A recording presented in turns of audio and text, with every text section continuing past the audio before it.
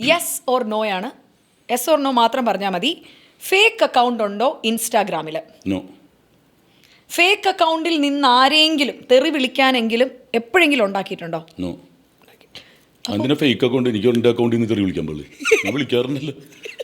എന്തിനാ വേറൊരു അക്കൗണ്ട് നമുക്ക്? അല്ല, സ്വന്തം പേര് കയറി തെറി വിളിക്കുമ്പോൾ അവർ തെറിയൊന്നുമല്ല വിളിക്കില്ല. ചീത്ത പറയും. അപ്പോൾ അവർ തിരിച്ച് വിളിക്കും. അപ്പോൾ നമ്പർ ചോദിക്കും, പിന്നെ സംസാരിക്കും, പിന്നെ കൂട്ടുകാരനാവും. അങ്ങനെയൊക്കെ കൂട്ടുകാരായ ഒരുപാട് പേര്. ഒരു ദിവസം രാത്രി 2 മണിയായപ്പോൾ ഒരുത്തൻ കണ്ണൂരിൽ നിന്ന് വിളിച്ചിട്ട്, ചേട്ടൻ ആരെങ്കിലും ഒന്ന് അനുകരിക്കാവുന്നു. എന്താക്കണല്ലേ? അപ്പം ഞാനത് ബ്ലോക്ക് ചെയ്തിട്ടാ. പിറ്റേ ദിവസം വേറെ നമ്പറിൽ നിന്ന് 12 മണി സുരേഷ് ഗോപിനെ ഒന്ന് അനുകരിക്കാവോ. അപ്പോൾ പ്രാന്താക്കണമെന്ന് മനസ്സിലായി. 1 മണി 2 മണിക്കും അതും 3 ബ്ലോക്ക് ചെയ്ത് ഇനി ഇവനെ പിടിക്കാമെന്ന് വിചാരിച്ചിട്ട് സൈബർ സെല്ല് ആയിട്ട് എനിക്ക് അടുത്ത ബന്ധമുള്ളതുകൊണ്ട് കുറേ കാലമായിട്ട് ഒരു 10 വർഷമായിട്ട് ഇവനെ അമ്മയുടെ കാര്യങ്ങൾക്ക് സൈബർ സെല്ലായിട്ട് കോൺടാക്ട് ചെയ്യുന്നുണ്ട്. 1 മിനിറ്റിലാണ് പോലീസ് പോക്കണത്. ലോകത്തെ ഏറ്റവും ബെസ്റ്റ് പോലീസ് കേരളത്തിലാണ്. അതെനിക്കറിയാം, രാഷ്ട്രീയ ഇടപെടലുകളില്ലെങ്കിൽ. സ്കോട്ട്ലൻഡ് യാർഡ് പോലീസ് കഴിഞ്ഞിട്ട് കേരളമാണ്. കാരണം ഞാൻ അതിന് കുറേ സാക്ഷ്യം വഹിച്ചിട്ടുണ്ട്. ടപ്പെന്ന് പറഞ്ഞ് പിടിച്ച് അവൻ്റെ അടുത്ത് നാളെ കണ്ണൂരിലുള്ള പയ്യനാണ്. അവൻ്റെ അടുത്ത് ആലുവ പോലീസ് സൈബർ സെല്ലിൽ വരാൻ പറഞ്ഞു. അവിടെ ഹെഡായിട്ടിരിക്കുന്ന എൻ്റെ കൂടെ പഠിച്ചെടുത്തനാണ്. അവിടെ വന്നു കഴിഞ്ഞപ്പോൾ ഒരു പാവത്തൻ. അപ്പോൾ ഇവൻ എന്താണെന്ന് പറഞ്ഞിട്ടുണ്ടെങ്കിൽ സിനിമയെ കയറാൻ ആഗ്രഹിച്ച് ഇവിടെ വന്നു കഴിഞ്ഞപ്പോഴാണ് അറിയണത് കൈലാഷിനെ വിളിക്കേണ്ടതെന്ന്. നിങ്ങൾ യൂണിവേഴ്സൽ സ്റ്റാർ അല്ലേ എന്ന് ചോദിക്കും. പിന്നെ ഇന്നസെൻ്റ് ഏട്ടനെ വിളിക്കുക. ആ സമയത്ത് ഇന്ദ്രൻ ചേട്ടനെ വിളിക്കുക. അങ്ങനെ കുറേ പേര് പറഞ്ഞു, ടിനി ഇവൻ തന്നെയാണ് രാത്രി വിളിച്ചിട്ട് അഭിനയിച്ച് കാണിച്ചു. അപ്പോൾ ഇവൻ്റെ ഒരു പ്രശ്നം എന്ന് പറഞ്ഞാൽ സിനിമയിൽ പ്രോമിനായിട്ട് നിൽക്കുന്നവർ വിളിച്ച് ശല്യം ചെയ്യുക. ഇവനെന്തായാലും നടന്നില്ല. എന്നാൽ അങ്ങനെ മറ്റവന്മാരങ്ങനെ സൂചിച്ച് കിടന്നുറങ്ങണ്ട എന്ന് പറഞ്ഞുള്ളതിൽ വിളിക്കും. നോക്കിയപ്പോൾ ഡിപ്രഷൻ, അവൻ മരുന്ന് കഴിക്കുന്നവനാണ്. എൻ്റെ ഫാദറിനെ കൊണ്ടുവന്നു. അപ്പോൾ ഇത് ആരെ ഫോളോ ചെയ്താലും വന്നു കഴിയുമ്പോൾ മാനസികമായിട്ട് പ്രശ്നമുള്ള ആൾക്കാരാണ്. പിന്നെ അതങ്ങോട്ട് വിട്ട് എന്തിനാണ് പാവങ്ങള്. ഫേക്ക് അക്കൗണ്ട് ഒന്നുമില്ല ടിനി ടോമിന്. ഇല്ല. വേറെ ആരെങ്കിലും ഒക്കെ നടത്തണ്ടിട്ടാ, അതെനിക്കറിയില്ല. അതെൻ്റെ അല്ല. ഓക്കെ. ഇൻസ്റ്റാഗ്രാമിലൂടെ ഇപ്പോഴും പ്രണയാഭ്യർത്ഥനകൾ വരാറുണ്ടോ? മന്നുണ്ട്. പക്ഷെ അന്വേഷിച്ച് ചെല്ലുമ്പോഴേ പെണ്ണിൻ്റെ പേരൊക്കെയാണ്. പക്ഷെ ആമ്പിള്ളേരൊക്കെ ഗേ ആണോ എന്നാലും സത്യം പറയാം, എനിക്ക് അതാണ് കൂടുതൽ.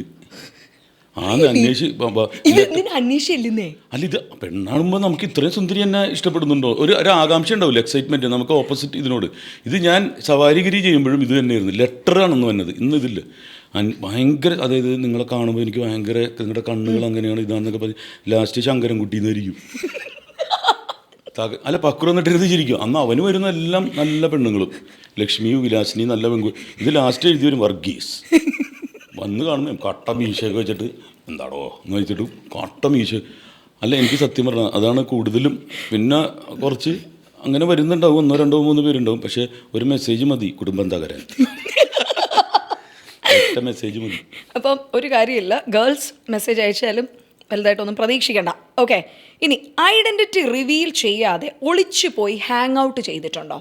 ഐഡന്റിറ്റി ടിനി ടോം. കാരണം മലയാളികൾക്ക് എല്ലാവർക്കും അറിയാം. മലയാളികളല്ല, ലോകത്തുള്ള എല്ലാവർക്കും അറിയാം. ഞാൻ ഒറ്റക്കാണ് എൻ്റെ യാത്രകൾ. ചിലപ്പോൾ ഡ്രൈവർ ഉണ്ടാവുമായിരിക്കും, ഐഡന്റിറ്റി ഒന്നും ഉണ്ടാവില്ല, വെറുതെ അങ്ങോട്ട് ചെല്ലും. കുറച്ച് കഴിയുമ്പോൾ ചിലപ്പോൾ അവർ മനസ്സിലാക്കുമായിരിക്കും. അപ്പോൾ എനിക്ക് തട്ടുകടകളാണ് ഏറ്റവും ഇഷ്ടം. ഫുഡ് ഞാൻ 5 സ്റ്റാർ ഹോട്ടലിനെ തള്ളി പറയുന്നതല്ല. അവിടെ ചെന്നിട്ട് നമ്മൾ തന്നെ ചായ ഉണ്ടാക്കി കുടിക്കണം. പഞ്ചസാര ഇവിടെ വെക്കും, പാൽ ഇവിടെ വെക്കും. ഇത് റോട്ടിൽ ചെന്നിട്ട് ഒരു തട്ടുകട നല്ല അത് നമ്മൾ അമ്പലപ്പറമ്പിൽ പോയതിൻ്റെ ഒരു ഇതാണ്. അതുപോലെ തന്നെ ഞാൻ ഓരോ തട്ട്, ഇപ്പോൾ വിൻസർ കാസിൽ എന്ന് പറഞ്ഞ ഹോട്ടലിൻ്റെ ഓപ്പോസിറ്റ് ഒരു തട്ടുകടയുണ്ട്. അവിടെ ബാർബിക്യൂം കിട്ടും, ദോശയും കിട്ടും. തട്ടുകടയാണ്. കൊട്ടാരക്കരയിലൊരു തട്ടുകടയുണ്ട്. അങ്ങനെ ഓരോ തട്ടുകട. അവിടെ പിന്നെ കരുനാഗപ്പള്ളിയിൽ ഉള്ളിലേക്ക് ചെല്ലുമ്പോൾ 1 സൈഡ് ബുൾസൈ ആൻഡ് പപ്പടം ദോശ എന്ന് പറഞ്ഞൊരു സംഭവമുണ്ട്. എനിക്ക് അതാണ് ഇഷ്ടപ്പെടുന്നത്. ഇതുവരെയായിട്ട് എനിക്കൊരു അസുഖം വന്നിട്ടില്ല, ഇതുവരെയായിട്ട് ഫുഡ് പോയ്സൺ വന്നിട്ടില്ല. ഞാൻ റോട്ടിൽ നിന്നാണ് ഞാൻ കഴിക്കുന്നത്. അപ്പോൾ എനിക്ക് ഏറ്റവും ഇഷ്ടം റോഡാണ്. അപ്പോൾ അവിടെ ഐഡൻറ്റിറ്റി എന്ന് റിവീൽ വന്ന് കാണുമ്പോഴായിരിക്കും കുറച്ച് കഴിയുമ്പോൾ ഇത് ഇന്ന ആളല്ലേ എന്നൊക്കെ ചോദിക്കുന്നത്. പിന്നെ അവരൊപ്പം ഫോട്ടോ എടുപ്പായി ഇതായി. പക്ഷേ ഇഷ്ടപ്പെട്ട് കഴിഞ്ഞാൽ പിന്നെ ഞാൻ അവിടെ തന്നെ അന്വേഷിച്ചില്ല. അത് ഐഡൻറ്റിറ്റി റിവീൽ ചെയ്ത് പോകുന്ന സ്ഥലങ്ങളാണ്. ഓക്കെ. ഇനി അടുത്തത്, ഏതെങ്കിലും സോഷ്യൽ മീഡിയ ഇൻഫ്ലുവൻസറെ വീട്ടിൽ കയറി അടിക്കണമെന്ന് തോന്നിയിട്ടുണ്ടോ? ഇല്ല. അങ്ങനെ പ്രശ്നങ്ങളില്ല. നമുക്കെതിരെയൊക്കെ ഒരുപാട് ഇപ്പോൾ റിവ്യൂവേഴ്സൊക്കെ ഇറങ്ങിയിട്ടുണ്ട്. അവർ നമ്മളെ ഇന്ന് കണ്ടന്റ് എടുത്തിട്ട് കാറിനകത്തിരുന്നോ പറമ്പിലിരുന്നോ കണ്ടന്റ് എടുത്തിട്ട് ഇയാൾക്ക് കഴിവില്ല, ഇയാൾ എങ്ങനെ ഇവിടെ എത്തി, അവരെ തല്ലണം എന്നോ കൊല്ലണം എന്നോ എപ്പോഴെങ്കിലും ഒക്കെ തോന്നിയിട്ടുണ്ടോ? അത് മുകളിലേക്കാണ് കൊടുത്തേക്കണത്. നമ്മുടെ ആള് എൻ്റെ അടുത്ത് ഇഷ്ടമുള്ള സ്റ്റാർ ഏതാന്ന് ചോദിച്ചു. ഇഷ്ടമുള്ള സ്റ്റാർ ഏതാ?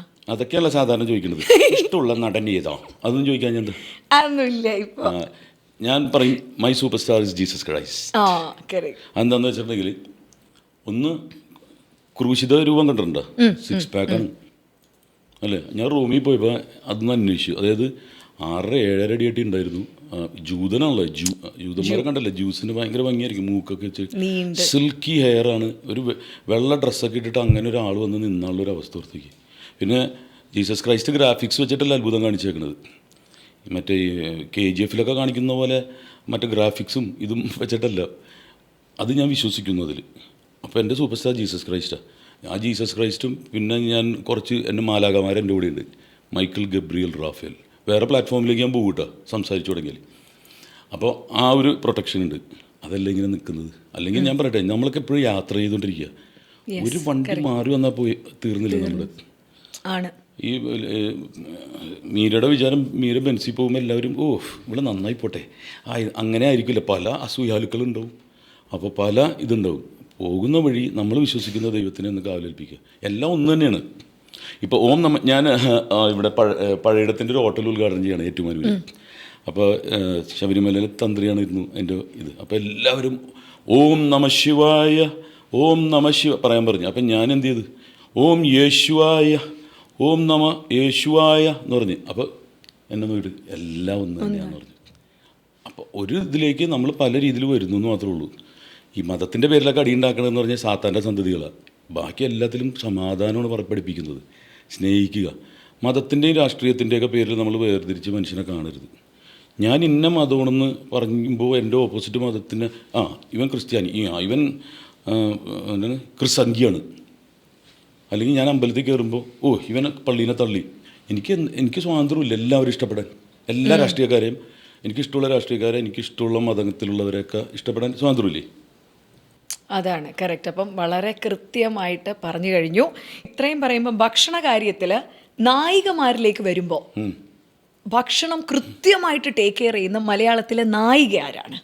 അത് നമ്മൾ കാണാറില്ലല്ലോ.